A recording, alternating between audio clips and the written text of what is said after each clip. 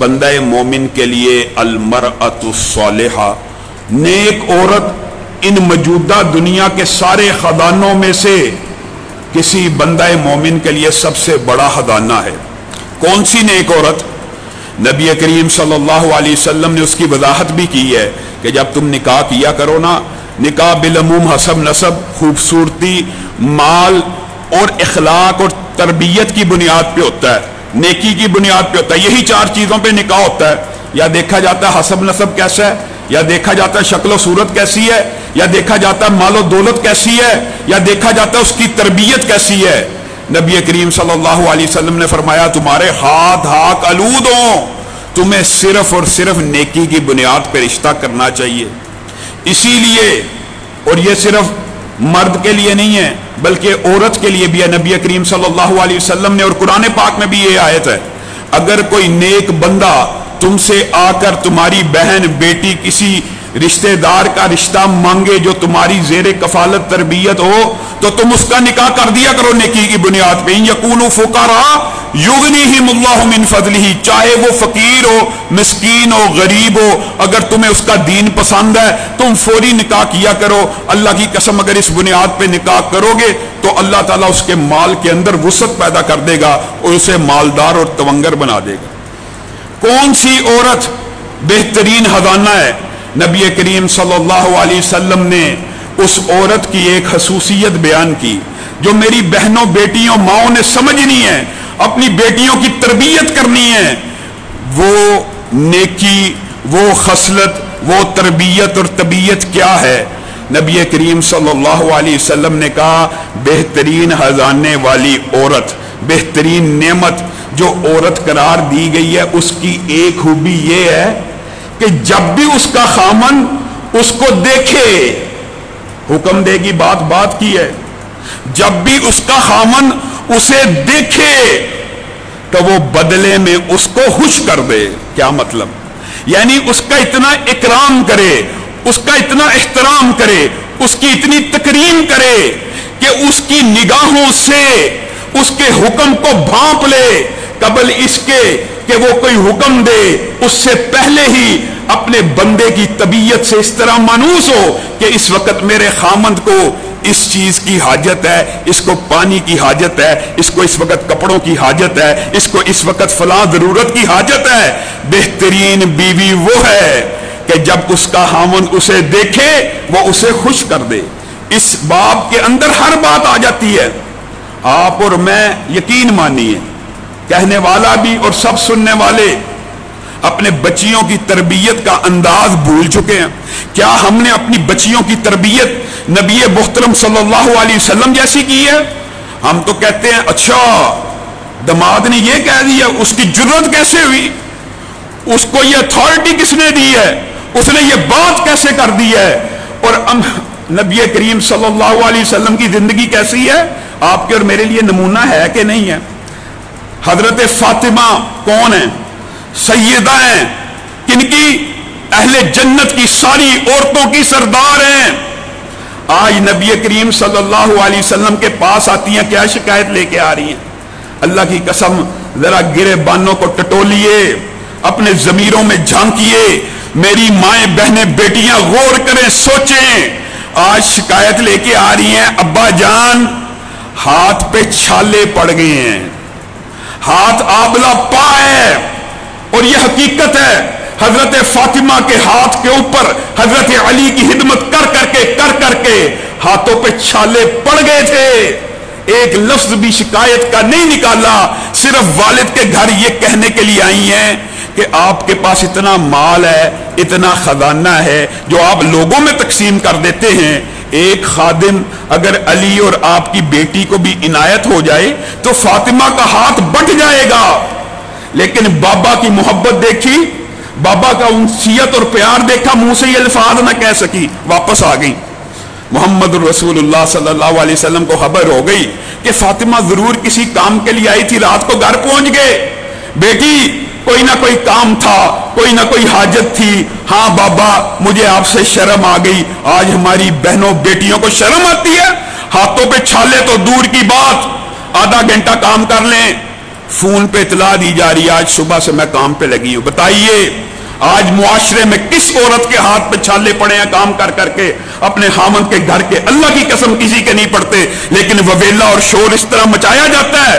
اور یہ باتیں آپ کو عام مسجد کے مولوی بتائیں گے ہی نہیں، علماء بھی نہیں بتائیں گے. آج کل اور فیمنزم کا دور ہے، آج کل یہ بات کی جائے فوراً لبرل سیکولر اور موبتی مافیا کھڑا ہو جاتا ہے. دیکھو جی مولوی صاحب کیسی زمانہ قدیم کی، زمانہ جاہلیت کی، قرون اولا کی باتیں کر رہے ہیں، عورتوں کے بارے میں یہ مسئلے بیان کر رہے ہیں. کیوں نہ کیے جائیں؟ نبی کریم صلی اللہ علیہ وسلم کو جب حضرت فاطمہ نے یہ بتلایا کہ میں چاہتی ہوں کہ میرے پاس بھی ایک خادم ہو، تو نبی کریم صلی اللہ علیہ وسلم مسکرا رہے ہیں، پیار کر رہے ہیں. کیا آپ نے فاطمہ کو کہا تجھے اتنا کام نہیں کرنا چاہیے؟ علی تیرے سے زیادہ کام لے رہا ہے، علی کو تیرا خیال رکھنا چاہیے؟ نہیں، نبی کریم ان کے دل کے اوپر ایک مرہم رکھتے ہوئے کہہ رہے ہیں فاطمہ میں تجھے ایک ایسا وظیفہ نہ بتلاؤں جو تیرے لیے تیرے خادم سے بڑھ کے ہو جائے؟ اے میرے بابا جان مجھے ضرور بتلائیے. کہا 33 مرتبہ سبحان اللہ، 33 مرتبہ الحمدللہ، 34 مرتبہ اللہ اکبر پڑھا کرو، یہ تمہارے لیے تمہارے خادم سے بہتر ہو جائے گا. اور محدثین نے اس حدیث کے نیچے باب باندھے ہیں. کیا؟ جو عورت واقعی گھر میں کام کاج کر کے تھک جاتی ہے نا، رات سونے سے پہلے یہ وظیفہ پڑھ لے، اللہ کی قسم اللہ اس کی تھکاوٹ کو دور کر دے گا، اللہ اس کی تھکن کو ختم کر دے گا. اس کے اندر ایسی ہمت پیدا ہوگی کہ وہ اس دنیا کی چند روزہ زندگی کے اندر اپنے خامند کے حقوق پورے کرنے کی اللہ اس کو توفیق دے گا. لیکن میرے بھائیوں بات وہی ہے، معاملہ افراط و تفریط کا ہے. اگر عورت کے حقوق بیان کیے جاتے ہیں تو مرد دل میں انقباض محسوس کرتے ہیں، مردوں کے حقوق بیان کیے جاتے ہیں عورتیں دل میں انقباض محسوس کرتی ہیں. یہ عملی پریکٹیکلی آپ کو بتا رہا ہوں، کل بھی آپ کو کہا تھا، باقاعدہ میسج آنا شروع ہو جاتے ہیں. علامہ صاحب آپ نے یہ کیا مسئلہ بیان کر دیا، ہمارا خامن تو پہلے ہی بڑا ظالم ہے. علامہ صاحب آپ نے یہ کیا مسئلہ بیان کر دیا، ہماری بیویاں تو پہلے ہی سرکش ہیں. دو طرفہ معاملات ہیں، دو طرفہ افراط اور تفریط ہے. اسی لیے نبی کریم صلی اللہ علیہ وسلم نے ارشاد فرمایا کہ یہ اللہ رب العزت نے عورت ذات کو ٹیری پسلی سے پیدا کی ہے. اگر تم یہ چاہو گے نا، یہ چاہو گے کہ میں اس کو تیر کی طرح سیدھا کر دوں، یہ نہیں ہو سکتا. ہاں تم نے اس کے ٹیر پن کے ساتھ ہی فائدہ لینا ہے. اس لیے میں نے اور آپ نے یہ بھی نہیں کرنا کہ ہم نے اپنی بیویوں کو جی سیدھا کر کے رکھ دیں گے. سیدھا کر کے رکھو گے تو یہ نازک آبگینیں ہیں اور نبی کریم کی حدیث کے مطابق یہ ٹوٹ جائیں گی، پھر دل سے تمہاری خدمت نہیں کریں گی، پھر مجبوری سے چاہے تمہاری خدمت کرتی رہیں، لیکن ان کو سیدھا کرنے کی کوشش مت کرو. ان کے ٹیر پن کے رہتے ہوئے ان سے کس طرح فائدہ لینا ہے. حضرت عائشہ بیان کرتی ہیں نبی کریم صلی اللہ علیہ وسلم وہ ایام جن میں عورت بیمار ہو جاتی ہے، ہر ماہ عورت کو وہ ایام آتے ہیں، یہ ایک طبیعی اور فطری بات ہے.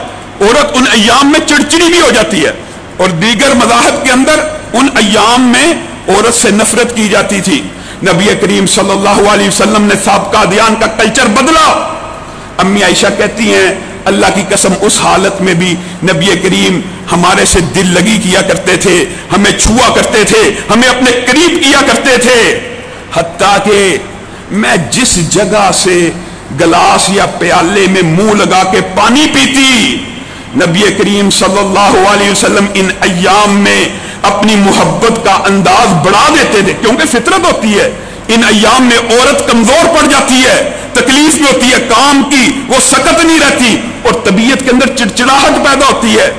ان ایام میں نبی کریم کا ویسے بھی معمول اور ان ایام میں قربت کا یہ معاملہ ہوتا کہ میں جہاں سے پیالے کو منہ لگاتی، نبی کریم صلی اللہ علیہ وسلم آگے بڑھ کے وہ پیالہ پکڑ لیتے اور پیالے کو گھما کے این اس جگہ منہ لگاتے جہاں پہ میں نے منہ لگایا ہوتا، میرے اکرام کے لیے، مجھے خوش کرنے کے لیے.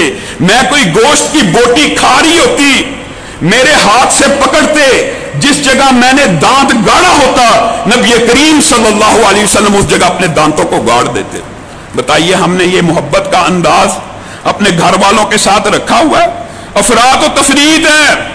قرآن پاک میں تادیب کے جو 3 حکم بیان کیے گئے ہیں ان میں سے سیدھا تیسرے حکم کے اوپر، تیسرا حکم وَاضْرِبُوهُنَّ، سب مردوں کو یاد ہے کہ تادیب کے لیے جہاں پہ اجازت ہے جن 3 یا 4 مقامات پہ ضرب للتعذیب مارنے کی اجازت ہے وہ ہم بھول چکے ہیں.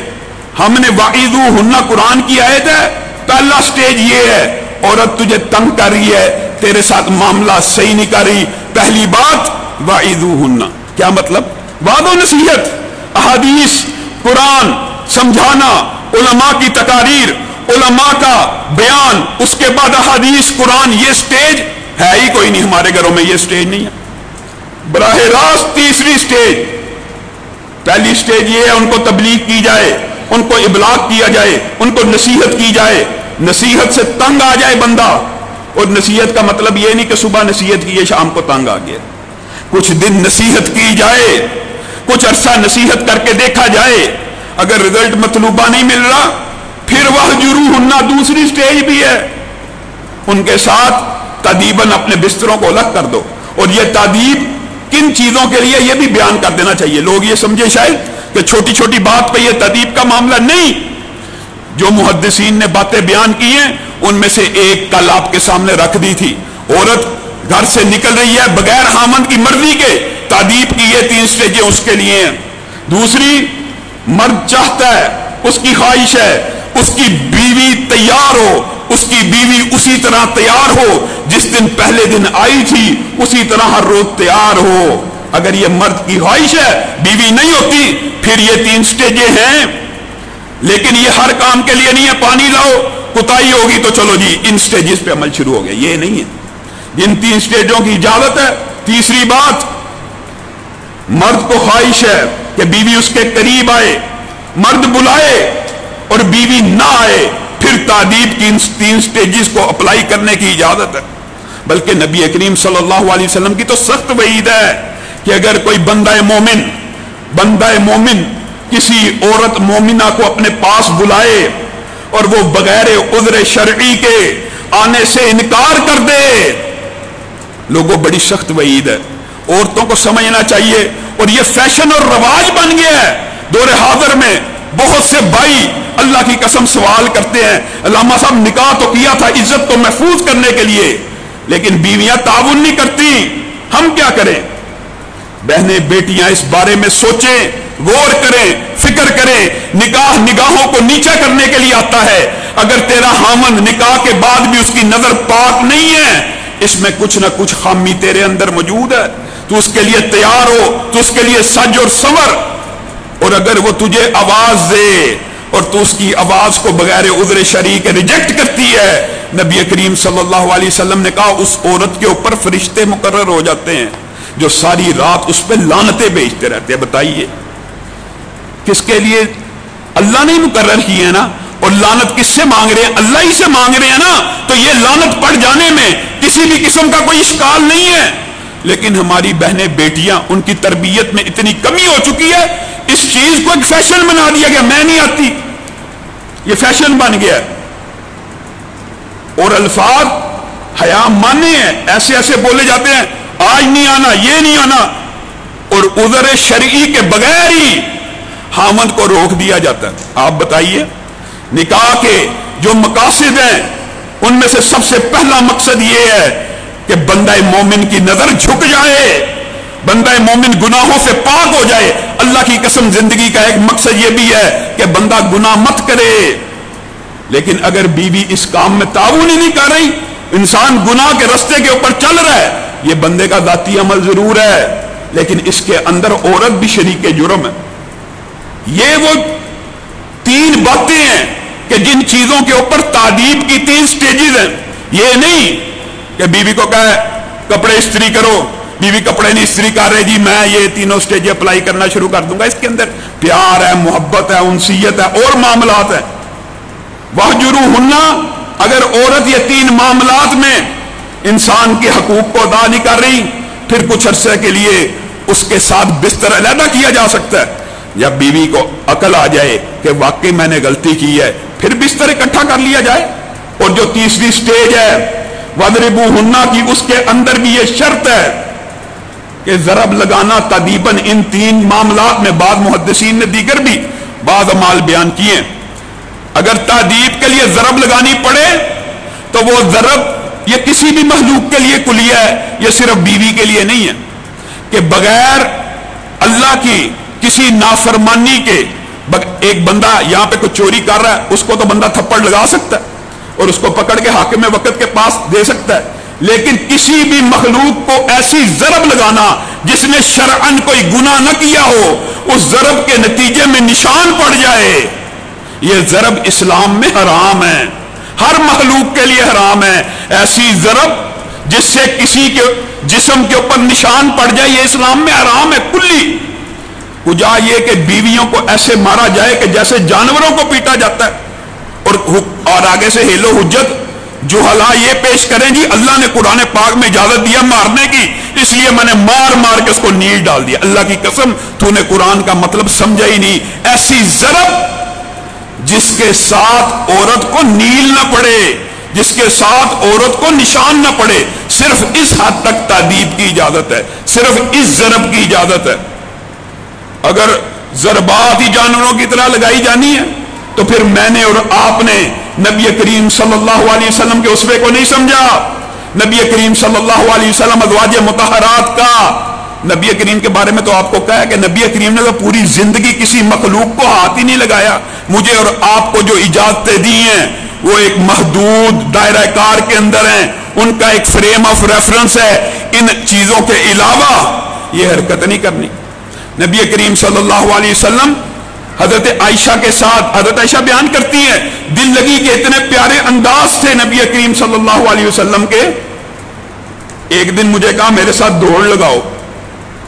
ہم نے وہی بات ہے شرم و حیا کے اپنے سٹینڈرڈز مقرر کیے ہوئے ہیں، جن باتوں میں شرم و حیا نہیں ہے ان میں شرم و حیا۔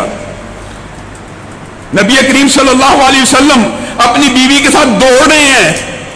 آج آپ کو کوئی ایسا بالفرض تنہائی کے اندر بھی اکیلے میں بھی کوئی جوڑا با پرد با حجاب دوڑتا ہوا نظر آ جائے نا، لوگ انگلیاں اٹھانا شروع کر دیں گے، دیکھو یار کتنا شوہا آدمی۔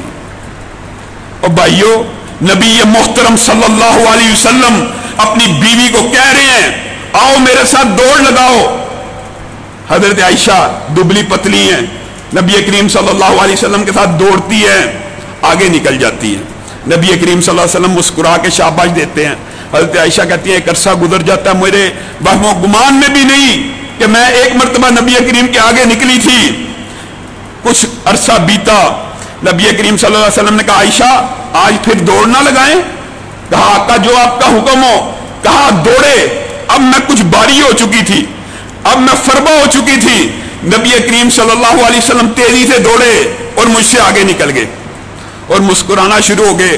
کہا عائشہ تیرا میرا حساب برابر ہو گیا، ایک مرتبہ تو جیتی تھی، ایک مرتبہ میں جیت گیا۔ بتائیے ہمارے معاشرے کے اندر ہمارا بیویوں کے ساتھ جو طرز عمل ہے وہ کیا ہے؟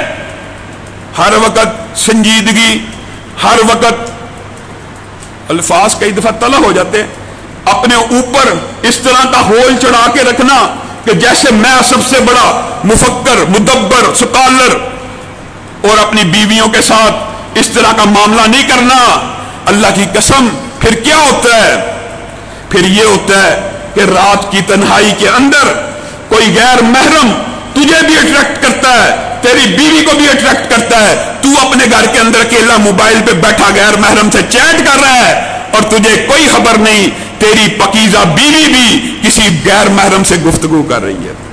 اور میرے بھائیوں ڈرانے کی حدیثوں میں یہ حدیث کتنی سخت ہے، یہ ابو بکر بھائی پانی دینا، یہ حدیث کتنی سخت ہے۔ حضرت ثوبان کی حدیث ہر بھائی کو یاد کرنی چاہیے۔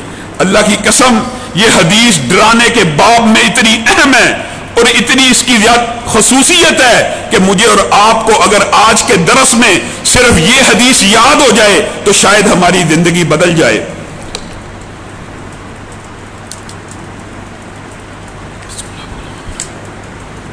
حضرت ثوبان بیان کرتے ہیں کہ کل قیامت کے دن کچھ نیک لوگ، نیک لوگوں کی بات ہو رہی ہے، قیامت کے دن کچھ نیک لوگ اپنے ساتھ تہامہ پہاڑ جتنی نیکیاں لے کے آئیں گے۔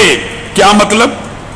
روزہ وہ رکھتے ہیں، نماز وہ پڑھتے ہیں، ذکر وہ کرتے ہیں، زکاتیں وہ دیتے ہیں، ہر نیکی کا کام کرتے ہیں، ایک بندہ ان کے سامنے آیا وہ اللہ کے ولی ہیں، دو آئے وہ مبلغ ہیں، تین آئے وہ عالم ہیں، چار آئے مل کے جماعت کرا رہے ہیں۔ ایسے ہی عورتیں ہیں جب معاشرے میں نکلی ہیں ان کو عالمہ فاضلہ نیک باپرد باحجاب با نقاب سمجھا جا رہا ہے۔ اللہ کے بندوں کے سامنے، مخلوقات کے سامنے اللہ کے فرائض میں کوئی کوتاہی نہیں کر رہے۔ حضرت ثوبان کی حدیث کا میرے خیال میں آج کے معاشرے پہ اگر کوئی اپلائی ہو سکتا ہے تو یہ ہو سکتا ہے۔ آپ اور میں ذرا غور کریں، میں اور آپ تنہائی کے اندر فیس بک، یوٹیوب، واٹس ایپ، کتنے ہی سوشل میڈیا کے ایپس ہیں جن کے اوپر گندی غیر محرم عورتوں کا چہرہ آتا ہے۔ اصول کیا ہے؟ حدیث کا، شرع کا، ادھر غیر محرم کا چہرہ آیا، ادھر سے ایپ بند ہو جانی چاہیے، نہیں، نظر جھکی نہیں، نظر ٹک گئی ہے، نظر جھکی نہیں، نظر طواف کر رہی ہے، نظر جھکی نہیں، نظر تلاش کر رہی ہے۔ اس سے عمدہ منظر کہاں ہے؟ اس سے اگلا منظر کہاں ہے؟ اس سے اگلا منظر کہاں ہے؟ بہنیں بیٹیاں سمیت بھائی سب اس گناہ بے لذت کا شکار ہو چکے ہیں۔ آگے سے آگے دیکھنے کی حاجت، آگے سے آگے دیکھنے کی طلب، یہ شریعت کا اتنا گھناؤنا مذاق ہے کہ حضرت ثوبان بیان کرتے ہیں یہ جو تہامہ پہاڑ کی نیکیاں ہیں، سنن ابن ماجہ کے الفاظ جو ہیں وہ پتہ کیا ہیں؟ ان نیکیوں کا وزن ایک ہلکے سے تنکے کے برابر بھی نہیں رہے گا، غبار خاک کے برابر بھی نہیں رہے گا، اور بعد دیگر الفاظ یہ ہیں جب ان نیکیوں کے پہاڑوں کو تولا جائے گا تو ایک رائی کے برابر بھی ان کا وزن نہیں رہے گا۔ پوچھا جائے گا یہ کیا ہوا؟ اتنی عظیم الشان نیکیاں بغیر وزن کے ہیں؟